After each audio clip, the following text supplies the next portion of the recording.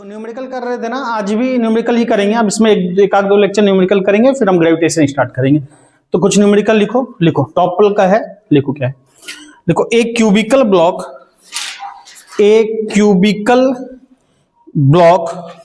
Of side, मतलब cube का shape है। एक cubical block of side L, cubical block of side L, cubical block of side L rest on A rough horizontal surface, rest on A rough horizontal surface. Rest कर रहा है, आराम फरमा रहा है कहां पे, तो rough horizontal surface. Rough word बोलने का मतलब क्या है, rough horizontal surface. Rough word बोलने का मतलब है फ्रिक्शन है, ठीक है। रफ हॉरिजॉन्टल सरफेस, ठीक लिखना, रफ हॉरिजॉन्टल सरफेस, ठीक है। ये भी पूछा हुआ क्वेश्चन ही है। Rough horizontal surface full stop. A horizontal force capital F is applied, A horizontal force capital F is applied, horizontal force capital F is applied as shown in figure, capital F is applied as shown in figure, if coefficient of friction as shown in figure, if coefficient of friction,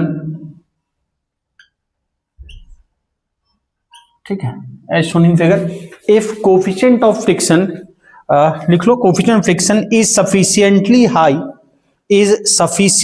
high so that, if coefficient of friction is sufficiently high so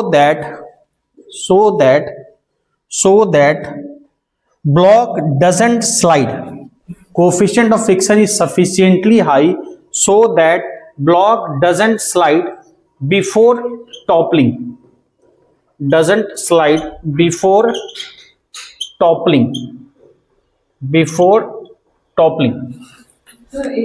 doesn't slide, board पे लिखा हुआ है doesn't slide before, board पे लिखा है, लिख लो toppling, before toppling, ठीक है। धैर्य लिखो, what is the toppling, what is the minimum force, what is the minimum force required to, what is the minimum force required to, what is the minimum force required to, कितना force कम से कम चाहिए, required to topple the block, minimum force required to topple the block। Option कुछ इस तरह से है, पहला infinity, दूसरा mg/2, देखते हैं, तीसरा है mg/4 और चौथा है mg/1 माइनस न्यू, ठीक है ना, mg/1 माइनस न्यू। ये चार ऑप्शन है। क्या है क्वेश्चन समझ लो, और क्या बोल रहा है, बिफोर टॉपल दी ब्लॉक, जो भी है इसका मतलब क्या होता है, टॉपलिंग क्या होता है। देखो अगर मान लो कि कोई ऑब्जेक्ट किसी सरफेस रखा है, जैसे ये रखा है, ये शेप कैसा है, ये क्यूबॉइड है, मान लो यही क्यूब शेप का होता, तो क्या कह रहा है, ये इस पे रखा हुआ है। अब हम फोर्स कैसे लगा रहे हैं, फोर्स लगा रहे हैं यहाँ पे, इसके टॉप पे ऐसे, इस पे फोर्स लगाएंगे तो अगर फ्रिक्शन नहीं है, कम है, तो ये ऐसे मूव करेगा। अगर फ्रिक्शन कम है या नहीं है तो क्या होगा, ऐसे मूव करेगा, सिंपल। लेकिन फ्रिक्शन बहुत ज्यादा है, इतना ज्यादा कि हम मूव नहीं करा पा रहे हैं। ऐसे में क्या होगा कि अगर फ्रिक्शन बहुत ज्यादा हो जाए, मूव ना करा पाए, करा रहे हैं, फोर्स मूव नहीं कर रहा, एक बार क्या होगा, ये ऐसे खड़ा हो जाएगा। बात समझ में आ रही है। अगर फ्रिक्शन बहुत ज्यादा नहीं है तब स्लाइड कराएंगे, कभी ना कभी स्लाइड होगा, लेकिन फ्रिक्शन बहुत ज्यादा, सफिशिएंटली हाई, इतना हाई है कि ब्लॉक स्लाइड करने से पहले टॉपल हो जाए। टॉपल का मतलब होता है यही, इसका अपने पूरे के साथ ना चलना, पलट जाना, उलट जाना। टॉपल का मतलब ये क्या हो जाना, ये ऐसे हो जाना, दैट इज टॉपलिंग। तो फ्रिक्शन बहुत ज्यादा, इसको स्लाइड नहीं कराने दे रहा है, तो पर फोर्स हम ज्यादा लगाते जा रहे हैं, क्या होगा, ये ऐसे हो जाएगा।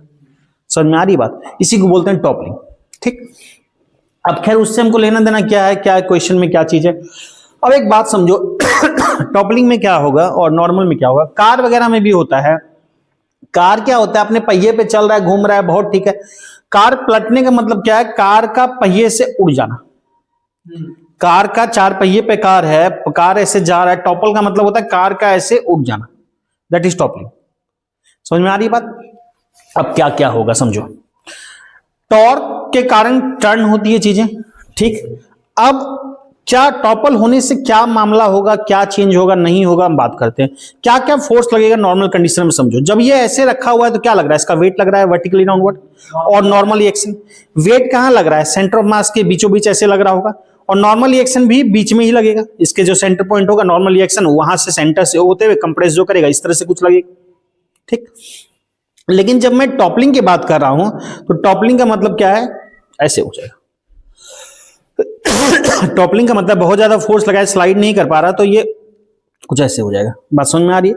अब इसका मतलब क्या है, इसका मतलब है ऐसे कंप्रेस करेगा। जब अब अगर ऐसे होगा ना, समझना, अगर टॉपल करेगा तो नॉर्मल एक्शन कहां लगेगा, नॉर्मल एक्शन फिर शिफ्ट हो जाएगा कहां पे, कॉर्नर पे। क्यों? क्योंकि ऐसा होने पे कंप्रेस केवल यहां कर पा रहा है। इस बात को समझ रहे हो? अब पूरा कंप्रेस नहीं कर रहा है कि बीचों बीच नॉर्मल रिएक्शन लगेगा। टॉपलिंग की वजह से ये उठ गया तो केवल कंप्रेस पॉइंट पे करा, तो नॉर्मल रिएक्शन क्या हो गया, शिफ्ट हो गया इधर। समझ में आ रही है? तो अब नॉर्मल रिएक्शन ऐसे लगेगा, इस पॉइंट को लेते हुए ऐसे इस एंड पे शिफ्ट हो जाएगा। बात समझे? अच्छा, ये तो बात ठीक है, नॉर्मल रिएक्शन शिफ्ट हो जाएगा। टॉपल होना ना होना, देखो दो फोर्स लगेगा, दो फोर्स इसको टर्न कराना चाहिए। एक वेट तो अभी भी इसका जो सेंटर ऑफ मास है के बीच में, बीचों बीच यहां पे लगेगा, इस जगह पे। तो वेट क्या चाहेगा, यहां बीचों बीच लग के इसको टर्न करा के फिर से पोजीशन में ले आना, वेट ये चाहेगा। और तुम जो फोर्स दियो, फोर्स क्या चाहेगा, इसको उठाना। समझ में आ रही बात? ये वाला फोर्स क्या चाहेगा, इसको उठा दे। और वेट क्या चाहेगा, इसको खींच के नीचे ले आए। तो वेट की टर्निंग नीचे होगी, फोर्स की टर्निंग ऊपर होगी। फोर्स चाहेगा टॉपल कराना, वेट चाहेगा इनिशियल कंडीशन में ले आना। ठीक है, तो बात समझ में आया? कार वगैरह में भी यही होता है कि कार अगर मान लो 2 चक्का पे उठा भी, तो कई बार ऐसा जरूरी नहीं कि 2 चक्का पे उठेगा फिर से जाके बैलेंस हो जाएगा। लेकिन एक कंडीशन ऐसा हो जाएगा, कार 2 चक्का पे इतना ज्यादा उड़ गया कि फिर से वापस नहीं आके कार पलट ही जाएगा। तो वो कब उठ के पलट जाएगा और कब वापस आ सकेगा। अब जब मान लो कार हमने उठा भी दिया, कार मान लो स्टंट वगैरह कर रहा है, ऐसे उठा भी दिया, तो कार एक लिमिट तक उठेगा, उस लिमिट तक जहां तक उसका वेट टर्न करा के कार को वापस ला पाएगा इनिशियल पोजीशन पे, टर्न करा के वापस ले पाएगा, कार सेफ है, कोई दिक्कत नहीं है। लेकिन अगर ये जो टर्निंग के लिए जो फोर्स हुआ, जो टर्निंग के लिए फोर्स लगा, वो उतना ज्यादा हो जाएगी कि वेट का टॉर्क उसको नहीं वापस ला सके, तो कार क्या होगा, पलट जाएगा। समझे पूरा मामला का था? तो यहां तो टॉपलिंग खैर इसकी बात कर रहे हैं। तो टॉपलिंग में हुआ क्या क्या, देखो जितने फोर्स हैं हम उसको दिखाते हैं। अब सेकंड केस में मैं वो दिखा रहा हूं जो मैंने बात किया। ये कुछ इस तरह से पोजीशन हो जाएगी। जब टॉपल हुआ तो टॉपल होने की वजह से क्या होगा, ये वाला हिस्सा यहीं रहेगा और इधर क्या होगा, उठ जाएगा। ये ब्लॉक कुछ इस तरह से हो जाएगा, कुछ ऐसा हो जाएगा। बात समझे? अब ब्लॉक का साइज बड़ा नहीं होगा, मैं समझाने के लिए बोल रहा हूं। ऐसा हो गया, कुछ इस तरह से हो जाएगा, कुछ इस तरह से हो जाएगा। ये बात समझ में आ रही है? तो ये इस एंड पे क्या हो जाएगा, लिफ्ट हो जाएगा, बल्कि इस पार्ट का पूरा कांटेक्ट हो जाएगा। केवल कांटेक्ट किसका रहेगा, सॉरी, ये कुछ इस तरह से बनेगा, कुछ ऐसा हो जाएगा। बात समझ पा रहे हो? कुछ इस तरह से उठ जाएगा। ये फोर्स हम कहां लगा रहे थे, एफ यहां पे लगा रहे थे, इस जगह पे लगा रहे थे। ठीक है, मैं इसको उतना नहीं दिखा रहा, मैं केवल यहां मुझे जितने फोर्सेस काम है मैं वैसे दिखा रहा हूं, लेकिन बात ऐसा हुआ, समझ में आ गया? अब मैं इसको यहां दिखा रहा हूं इसी ऑब्जेक्ट पे, मामले को आसान करते हुए। यानी जो नॉर्मल रिएक्शन था मेरा कहां लग रहा है, इस कॉर्नर पे। तो नॉर्मल रिएक्शन अब कहां लगेगा, जरा देखना, नॉर्मल रिएक्शन लगेगा यहां पे, शिफ्ट हो गया। शुरू में नॉर्मल रिएक्शन जब इनिशियल पोजीशन पे था कहां लगता होगा, ऐसे लगता होगा, और वेट लगता होगा वर्टिकली डाउनवर्ड ऐसे। बात आ रही है समझ में? अब जो होगा नॉर्मल एक्शन यहां लगेगा, वेट कहां, वेट तो सेंटर पे लगेगा, जहां सेंटर हुआ रहेगा, mg। जरा बात समझना, ठीक। और क्या था, और यहां पे फोर्स लग रहा था, यहां फोर्स लग रहा था। ये वाली लेंथ क्या थी, L थी। अच्छा ये टर्न किसके अबाउट होगा, इस पॉइंट के अबाउट, इसको नाम दे दिया O। तो इसका जो एक्सिस ऑफ रोटेशन होगा वो O के अबाउट होगा, या टर्निंग O के अबाउट होगी। बात समझ में आ रही है। और कोई फोर्स लगेगा, फ्रिक्शन लगेगा। हम इधर टर्न कराना चाह रहे हैं ना, फ्रिक्शन किधर लगेगा, इधर लगेगा। फ्रिक्शन को मान लो स्मॉल एफ से लिखा। पहले बताओ इतनी चीजें क्लियर है। अब यहां पे टोटल कितने फोर्स दिख रहे हैं, चार दिख रहे हैं। इन चार में से पॉइंट O के अबाउट रोटेशन हो रहा है। इन चार में से दो फोर्स ऐसे हैं जिसका O से वर्टिकल डिस्टेंस 0 है। इन चार में से दो फोर्स ऐसे हैं जिसका O से वर्टिकल डिस्टेंस 0 है। वो दोनों फोर्स नजर आ रहा है, कौन कौन सा। एक तो नॉर्मल का वर्टिकल डिस्टेंस 0 है, तो इसके कारण कोई टॉर्क नहीं होगा O के अबाउट, और एक फ्रिक्शन के कारण। तो इन दोनों के कारण टॉर्क देखने की जरूरत नहीं, दोनों का वर्टिकल डिस्टेंस O से 0 है, O के अबाउट। बात समझ में आ रही है। तो केवल कौन बच गया, एक F बच गया, एक mg बच गया। तो F बच गया और mg बच गया। अब देखना यहां पे F फोर्स क्या चाहेगा कि उठा दे, पलटा दे, और mg क्या चाहेगा कि बैलेंस कर ले। अब बोला गया minimum force required to topple the block, कम से कम कितना लगाएं ताकि टॉपल कर जाए, उड़ जाए। तो यानी कि टॉपलिंग के लिए टॉर्क जो क्रिएट होगा due to the F should greater than, और जस्ट बोले तो ग्रेटर देन इक्वल टू क्या बोलेंगे, टॉर्क ड्यू टू mg। बात समझ में आ रही है। टॉपलिंग के लिए जो टॉर्क चाहिए, ये फोर्स जो टॉर्क प्रोड्यूस करेगा वो टॉर्क वेट के टॉर्क से क्या होना चाहिए, ज्यादा होना चाहिए। मिनिमम मतलब थोड़ा भी ज्यादा होना चाहिए, जस्ट बैलेंस से हल्का ज्यादा हो गया काम बन गया। तो जस्ट बैलेंस मान लो से 5 पे हो रहा है, 5 पे mg का टॉर्क और उसका टॉर्क, फोर्स का टॉर्क दोनों बैलेंस हो रहा है 5 न्यूटन मीटर पे। तो 5.0000000 मल्टीपल टाइम 0.1 भी लगेगा तो भी क्या होगा, टर्निंग हो जाएगी। यानी उसको लगभग 5 के इक्वल ट्रीट कर सकते हैं। तो इसलिए मैंने इक्वल टू भी यूज किया। ऐसे ग्रेटर देन होना चाहिए, मिनिमम बोला गया है। तो 5.0000001 पे ऐसा हो रहा है, मतलब मिनिमम तुम लगभग 5 ले सकते हो। तो F, अच्छा torque due to F, torque क्या होता है, फोर्स इनटू परपेंडिकुलर डिस्टेंस। तो F फोर्स का परपेंडिकुलर डिस्टेंस कितना है O से, क्योंकि O के अबाउट L है, तो F into L should greater then mg। mg का परपेंडिकुलर डिस्टेंस कितना है, mg का O से परपेंडिकुलर डिस्टेंस, mg का लाइन ऑफ एक्शन ये है, लाइन ऑफ एक्शन ये है, परपेंडिकुलर डिस्टेंस इधर के मामला में होगा, ये कितना होगा L/2। mg बीचों बीच लग रहा है ना, तो इसका परपेंडिकुलर डिस्टेंस क्या होगा L/2। तो mg इंटू L/2, L से L गया काम डाउन। तो F should greater than equal to क्या होना चाहिए, mg/2, यानी mg/2 या उससे बड़ा। तो मिनिमम कितना हो सकता है, mg/2, mg/2। बात आ रही समझ में। ऑप्शन के हिसाब से क्या हो गया, बी। ओके, तो ये टॉपल का है। जेई में पूछा, आईटी में पहले जब अलग होता था तो आईटी का क्वेश्चन है सब, पर टिपिकल नहीं है। ठीक है, नोट कर लो, लिखो क्वेश्चन, लिखो एक, लिखो a rod of length L, a rod of length L, a rod of length L is held vertical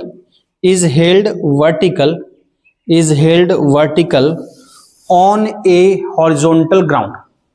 Rod of length L is held vertical on a horizontal ground. Held vertical on a horizontal ground, मतलब vertically रखा गया है एक horizontal ground पे।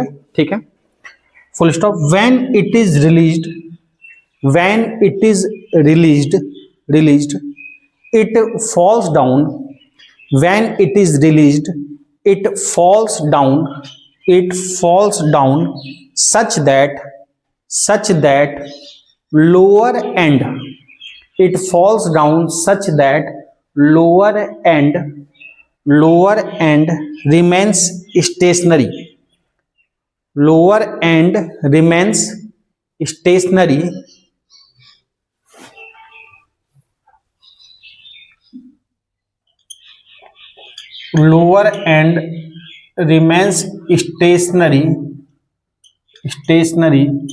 ठीक है। Calculate velocity of other and, lower and remains stationary, calculate velocity of other end when it strikes the ground. Calculate velocity of other end when it strikes the ground. When it strikes the ground.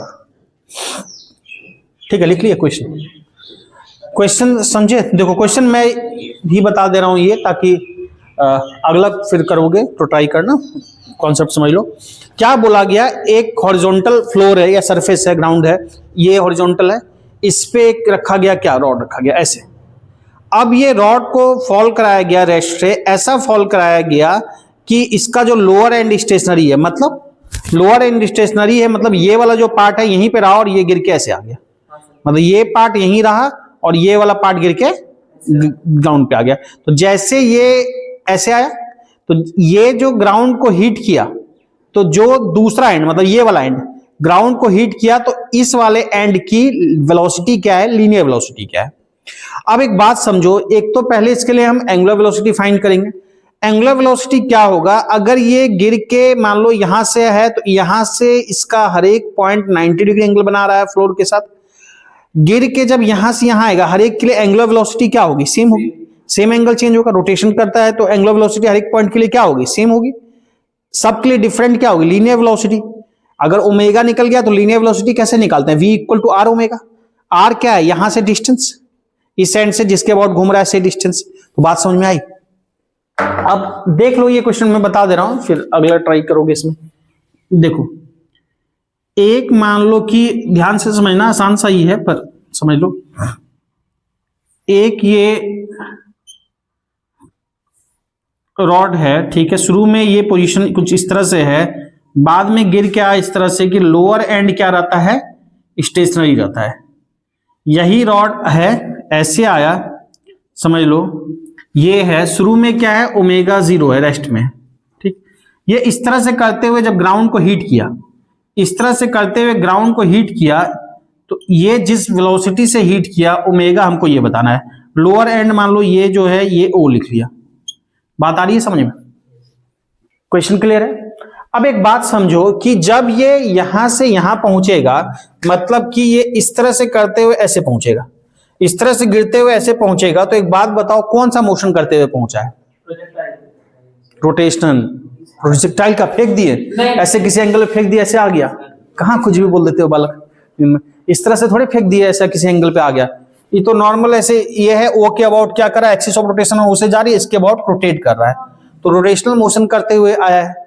Rotation आया है यानी हम simply energy conserve करा सकते हैं, पहले की energy equal to बाद की एनर्जी, पहले की एनर्जी इक्वल टू बाद की एनर्जी, मतलब लॉस वॉस नहीं बात किया फिक्शन वगैरह का, यानी एनर्जी कंजर्व, यानी मैकेनिकल एनर्जी कंजर्व करा सकते हैं।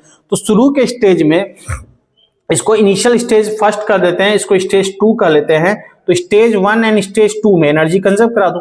तो स्टेज 1 में जब हम बोलेंगे ये रुका हुआ है, इसके पास 1 की मैकेनिकल एनर्जी इक्वल टू 2 की एनर्जी, 1 पे रुका है तो काइनेटिक एनर्जी क्या होगी, 0। पोटेंशियल कितना लिखते हैं जल्दी बताओ, पोटेंशियल mgh। अब इसका लेंथ l है, तो बात समझना l है, तो हम क्या लिखेंगे फिर, mgl। बहुत सुंदर। mgh का मतलब क्या होता है, mgh का मतलब होता है mg जहां पे लग रहा है उस पॉइंट का, mg इंटू h, ये होता है ना। mg का मतलब क्या है, वेट, तो वेट जहां पे लग रहा है उस पॉइंट का डिस्टेंस। वेट कहां लगता है, वेट लगता है हमेशा सेंटर ऑफ मास पे। वेट कहां पे एज्यूम करते हैं, सेंटर ऑफ मास पे। तो L लेंथ का रॉड है, वेट लगेगा L/2 पे। अगर आप mg इंटू एल कर रहे हो ना, तो क्या गड़बड़ कर रहे हो कि इस रॉड का पूरा मास यहां से L डिस्टेंस यानी यहां पे मान रहे हो। क्या मान रहे हो कि रॉड का सारा मास यहां पे कंसंट्रेटेड है, mg, और mg कहां है तो इंटू L डिस्टेंस पे। यहां से L डिस्टेंस मतलब इस एंड पे हो गया, मतलब मान रहे हो रॉड का टोटल मास यहां कंसंट्रेटेड है, ऐसा तो नहीं है। रॉड का मास कंसंट्रेटेड बोलेंगे भी तो कहां, सेंटर ऑफ मास पे। तो सेंटर ऑफ मास कहां है, इससे L/2 पे। सेंटर ऑफ मास L/2 पे होगा, यूनिफॉर्म रॉड है, बीचों बीच होगा। तो हम क्या लिखेंगे, पोटेंशियल एनर्जी mg, और mg जहां लग रहा है, mg सेंटर ऑफ मास पे लगता है, mg into L/2। Equal to, यहां जैसे पहुंचा कौन सी एनर्जी से, काइनेटिक एनर्जी, और रोटेशन की काइनेटिक एनर्जी लगाएंगे, लीनियरली नहीं पहुंचा, खिसकते नहीं पहुंचा, ये केवल रोटेट किया है, केवल रोटेट किया, तो रोटेशनल की काइनेटिक एनर्जी क्या होती है, बिल्कुल half m v square, m की जगह पे आई लिखेंगे, यहाँ वी की जगह पे omega, half I omega square, plus तुम्हारा पोटेंशियल एनर्जी कितनी हो जाएगी, जीरो, जब ग्राउंड को हिट करेगा तो हाइट जीरो, तो ये जीरो, यानी कि सिंपली अगर लिखते हो तो mg into l by two equal to half, ये किसके अबाउट घूम रहा है रॉड, मोमेंट ऑफ इनर्शिया क्या लिखोगे यहां पे, रॉड के लिए मोमेंट ऑफ इनर्शिया क्या लिखोगे जल्दी, ये ओ मतलब क्या है, रॉड का एंड है कि बीच है, रॉड का एंड है, ये रॉड अपने एंड के अबाउट घूम रहा है, और एंड के अबाउट मोमेंट ऑफ इनर्शिया क्या होता है, ml स्क्वायर बाय 3, तो क्या लिखेंगे आई की जगह पे ml स्क्वायर बाय 3 बाय 12 नहीं लिख देंगे, 12 सेंटर के अबाउट, बात समझ में आया, तो ओमेगा यहां से सॉल्व कर लो, एक m से m गया काम तमाम, l से एक l चला गया, 2 से एक 2 चला गया, ठीक, तो omega equal omega square equal to कितना हो गया 3g, नीचे l आएगा, तो ओमेगा स्क्वायर इक्वल टू बोलेंगे 3g बाय l, देखो 3 इंटू जी और नीचे आ जाएगा l, तो ओमेगा स्क्वायर इक्वल टू बोलेंगे 3g बाय l, या फिर ओमेगा इक्वल टू बोलेंगे under root 3g by l, तो ओमेगा आ गया मेरा under root 3g by l। देखो इस क्वेश्चन में अगर एंगुलर वेलोसिटी पूछा जाता तो क्या लिखते हैं, under root 3g by l, angular velocity बोला जाए तो हर पॉइंट का एंगुलर वेलोसिटी सेम होता है, तो पूरे रॉड का एंगुलर वेलोसिटी क्या है, under root 3g by l, किसी पॉइंट का बोलोगे वो भी यही होगा।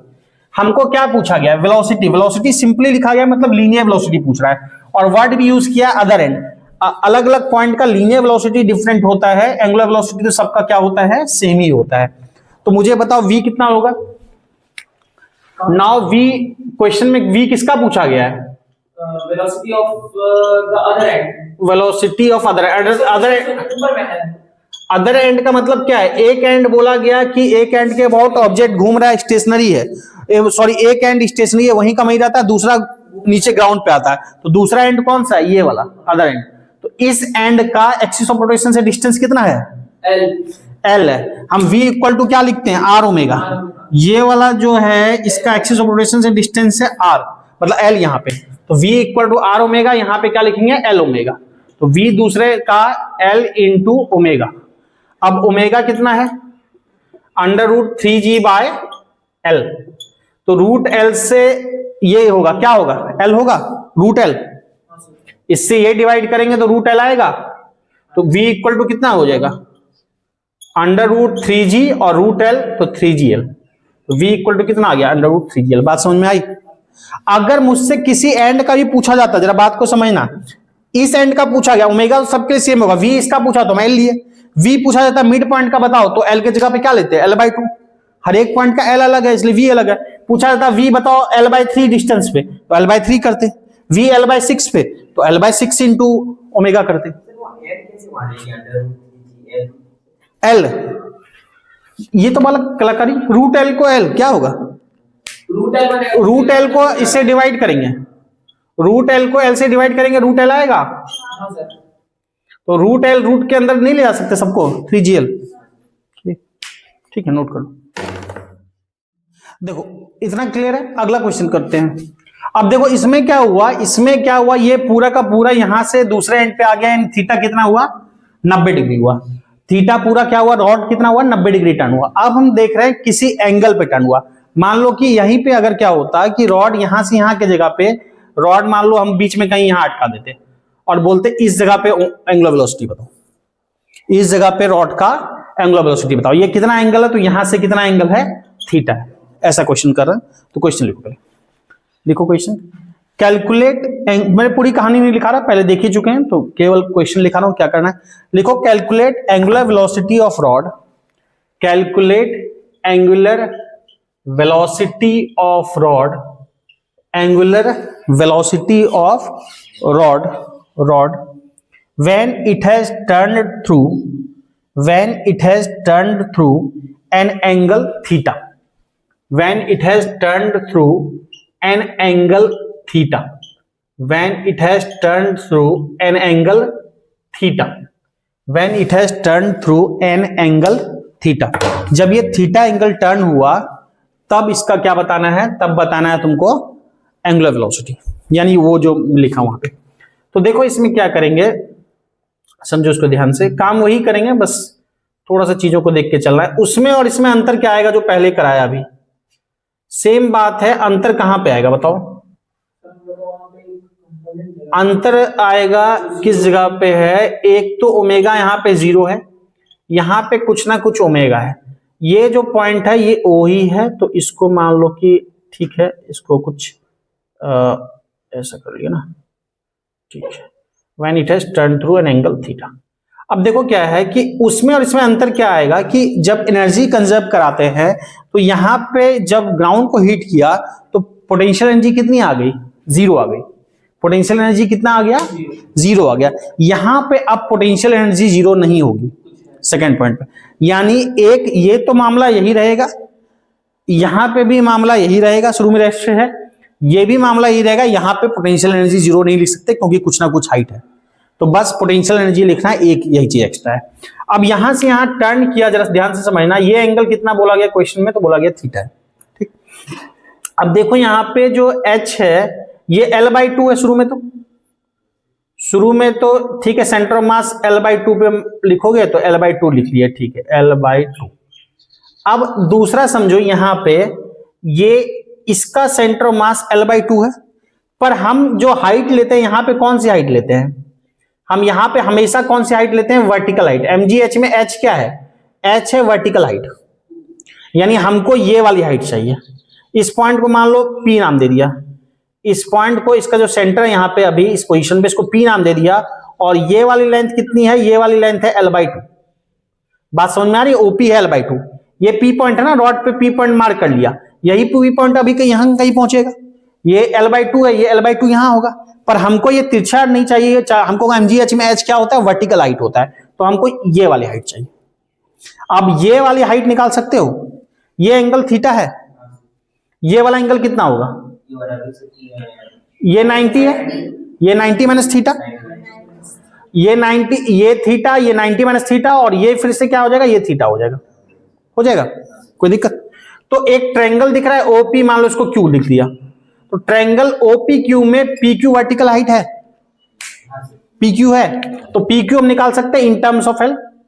तो in triangle simple O P Q मुझे चाहिए पी क्यू, तो पी क्यू मैं लिखूंगा थीटा के टर्म में, ये एच हो जाएगा, थीटा के टर्म में लिखता हूं, ये कॉस थीटा में आएगा, कॉस थीटा क्या होता है, बी बाय एच, बी का मतलब क्या होगा, पी क्यू, एंगल के सामने वाला परपेंडिकुलर होता है, परपेंडिकुलर ये होगा, बेस ये होगा, हाइपोटेनस क्या होगा, L/2 होगा, तो यहां से पी क्यू इक्वल टू कितना आ जाएगा, L/2 कॉस थीटा, ये हमको पता है एंगल के साथ वाला कंपोनेंट कॉस, या ठीक है लिख लिया, तो पी क्यू क्या हो गया, L/2 कॉस थीटा। अब बस वही काम करना है, वन पोजीशन ये बोल दिया, मान लो फर्स्ट पोजीशन, और इस पोजीशन को बोल दिया सेकंड पोजीशन, दोनों जगह फ्रिक्शन वगैरह नहीं है तो मैकेनिकल एनर्जी कंजर्व करा देते हैं। पहले जगह पे मैकेनिकल एनर्जी कितनी है, 0, मतलब मैकेनिकल नहीं, तुम्हारा काइनेटिक एनर्जी, और पोटेंशियल एनर्जी क्या रुका हुआ है, तो ओमेगा 0 और Hg L/2 mgh, जैसे वहां लिखा था। काइनेटिक अब कितना हो जाएगा, हाफ आई ओमेगा स्क्वायर, तो पहले लिख ही चुके हैं, डायरेक्ट लिखे ml²/3, चूंकि एंड के अबाउट घूम रहा है तो हाफ आई ओमेगा स्क्वायर, यही जो लिखा सेम चीज, ml²/3 एंड के अबाउट ओमेगा स्क्वायर, इसमें तो कोई चेंज नहीं आएगा, हाफ आई ओमेगा लिखते हैं ना, हाफ आई ओमेगा स्क्वायर, तो वही लिखा सेम चीज, प्लस क्या होगा तुम्हारा पोटेंशियल एनर्जी, पोटेंशियल एनर्जी कितनी होगी, mgh, और अब अभी h क्या है, pq, वर्टिकल हाइट लेते हैं, और pq क्या है, L/2 cos थीटा, तो mg L/2, h की जगह इधर दिख रहा है ना, L/2 cos थीटा, क्लियर है, ठीक। अब देखो बस हो गया सॉल्व, अब 0 तो ऐसे हटा के करेंगे, पर m उड़ा दिया, 2 भी चला जाएगा, 2 इससे 2 चला जाएगा, L एक सिंगल L जा सकता है, L तीनों L नहीं, बालिका यहां पे एक L रहेगा ना, एक L रहेगा ना, एल स्क्वायर है ना।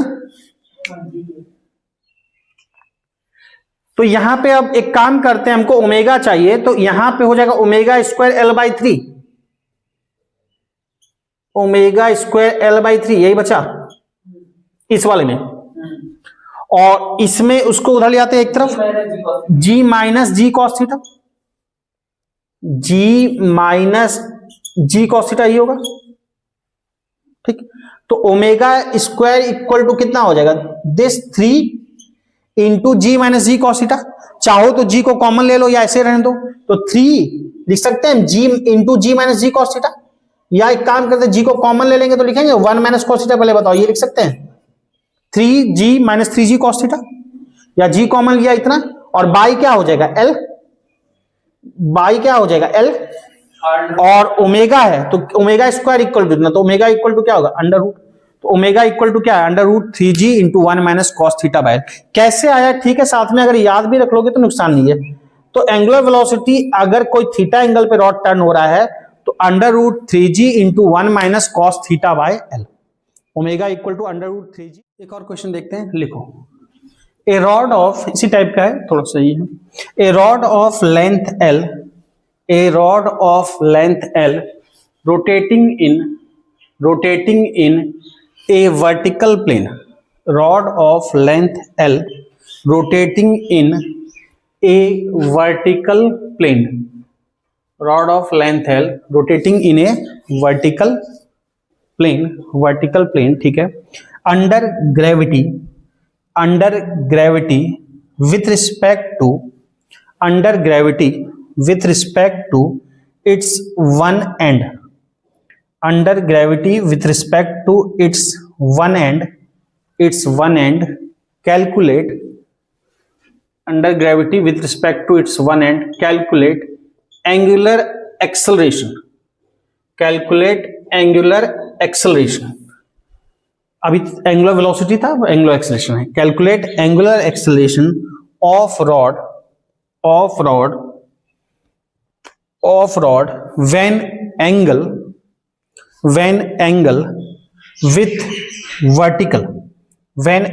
With vertical is theta, when angle with vertical is theta, when angle with vertical is theta। ध्यान रखना क्वेश्चन में जहां से बोला जाए वहीं से देखेंगे, तो angle with vertical is theta, यहां पे एंगल वर्टिकल से बोला गया तो वर्टिकल से एंगल क्या लेना है, थीटा लेना है। कहने का मतलब क्या है कि एक रॉड ये है, इस तरह से रॉड है, मान लो शुरू में ऐसे रखा है, उसके बाद रॉड क्या हुआ, वर्टिकल से बेंड हो गया, मतलब रॉड समझो कि ऐसा है, वही वर्टिकल पे जैसे आप देखा था, ऐसे रॉड रोटेट कर रहा है, ऐसे हो गया, ठीक। तो जब ये थीटा एंगल, जैसे थीटा एंगल पे ओमेगा देखा, वैसे ही थीटा एंगल पे क्या पूछा गया है, थीटा एंगल पे पूछा गया है अल्फा। बस इसमें एक चीज ध्यान देना है कि थीटा एंगल पे अल्फा पूछा गया, मान लो कि ये आ गया ऐसे, थीटा एंगल पे अल्फा ये आ गया, पर क्वेश्चन में जहां से बोला जाएगा एंगल लेने वहीं से लेंगे। इस क्वेश्चन में ध्यान से देखोगे, एंगल ये आया जो ऐसे, तो ये बेसिकली आया होगा वर्टिकल प्लेन में, इस तरह से रोटेट कर रहा होगा, वही पहले की तरह ही क्वेश्चन, इस तरह से रोटेट करते हुए ये इस पोजीशन में आया होगा, और इस जगह पे इसका एंगुलर एक्सेलरेशन अल्फा बताना है, जैसे पहले बताए थे। अब क्वेश्चन में जहां से एंगल बोला जाएगा वहां, क्वेश्चन में अगर बोला जाता कि ये थीटा एंगल टर्न करते हुए इस पोजीशन में आया है, समझना ध्यान से, तो फिर ये एंगल लिखते थीटा, ठीक है। प्रोसेस वही रहेगा, जो अभी कराएंगे वही प्रोसेस रहेगा, बस एंगल जो देखना है, किस एंगल को रखना है, केयरफुली ध्यान देना। अभी जो क्वेश्चन ध्यान से देखो, क्वेश्चन में ये एंगल नहीं दिखा है, क्वेश्चन में बोला गया कि ठीक है ऐसा आया, angle with vertical is theta. Question में देखो एंगल कौन सा लिखा है, क्या लिखा है, ध्यान से पढ़ो लैंग्वेज, टर्न करता है एंगल विथ वर्टिकल थीटा, मतलब ये वाला एंगल थीटा क्वेश्चन में बोला गया। यानी रॉड जो है क्या बोला गया, रॉड ऑफ लेंथ एल इतना वर्टिकल प्लेन में, when it is one end, calculate angular acceleration of rod when angle with vertical is theta, जब एंगल वर्टिकल से थीटा है, यानी कि ये भी थीटा है बालक, वही है, तो ध्यान देना, कुछ खास नहीं है, हाँ सब सेम ही बात है, हाँ। तो वर्टिकल से थीटा, हॉरिजॉन्टल से थीटा, ध्यान रखना। अगर क्वेश्चन में बोला गया वर्टिकल से थीटा, तो वर्टिकल ये लाइन है ना, वर्टिकल से थीटा मतलब ये एंगल थीटा है। अगर बोला जाता है हॉरिजॉन्टल से थीटा, ध्यान रखना, तब ये वाला एंगल, तब ये वाला एंगल थीटा होगा, 90 माइनस थीटा नहीं। अगर क्वेश्चन का लैंग्वेज सुन लो, क्वेश्चन का लैंग्वेज बोलता है कि angle with horizontal is theta, मतलब ये एंगल थीटा दिया होता। क्वेश्चन में बोला वर्टिकल से थीटा, तो ये थीटा तो कुछ खास नहीं है, वैसा ही मामला है। तो ये थीटा है, हमको मेनली अल्फा निकालना है। अल्फा निकालने के लिए टर्निंग में क्या तरीका है? टर्निंग में अल्फा का कोई तरीका? टर्निंग में अल्फा का कोई तरीका याद करो, force F equal to ma लिखते थे लीनियर में। रोटेशन में फोर्स की जगह क्या आता है? टॉर्क आता है टर्निंग, और इक्वल टू आई अल्फा। इस फॉर्मूले में हमको क्या मिल जाएगा? अल्फा मिल जाएगा। तो अल्फा निकालने के लिए T equal to I alpha use करेंगे। अगर हमको टॉर्क पता लग गया, आई तो निकाल सकते हैं, तो हम अल्फा निकाल देंगे। टॉर्क पता करेंगे, यहाँ पे टर्निंग लिखा भी है क्वेश्चन में कि वेट की वजह से हो रहा है, और दिख भी रहा है हमको वेट की वजह से टॉर्क हो रहा है, और कोई नहीं है, तो वेट ही इसको क्या है, इधर ला रहा है। वेट कहां लगेगा? सेंटर मास बीचों बीच लगेगा, यहां वेट लगेगा mg, mg यहां लगेगा। ये लेंथ कितनी होगी बताओगे? L/2। तो अब एक बात ध्यान देना, यहां पे ये लेंथ है L/2 और ये है mg, ठीक।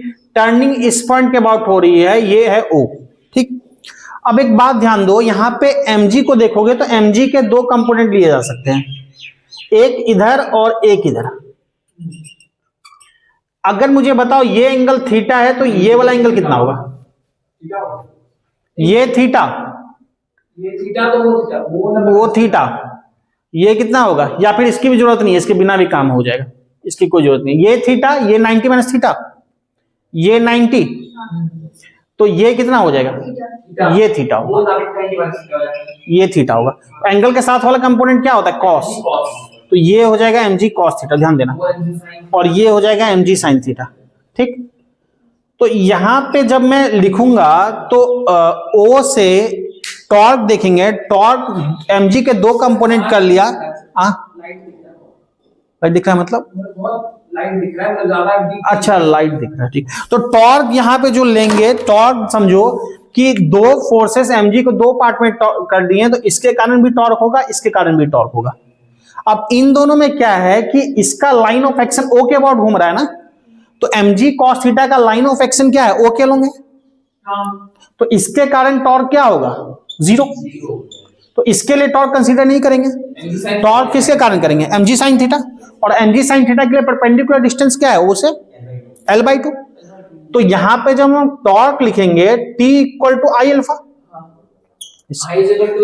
हाँ, तो बिल्कुल torque force into perpendicular distance. तो कौन सा फोर्स है? mg sin थीटा के कारण, कॉस के कारण 0 हो गया, इससे परपेंडिकुलर डिस्टेंस क्या है? L/2, तो mg sin theta into L/2, और ये एंड के अबाउट ही घूम रहा है।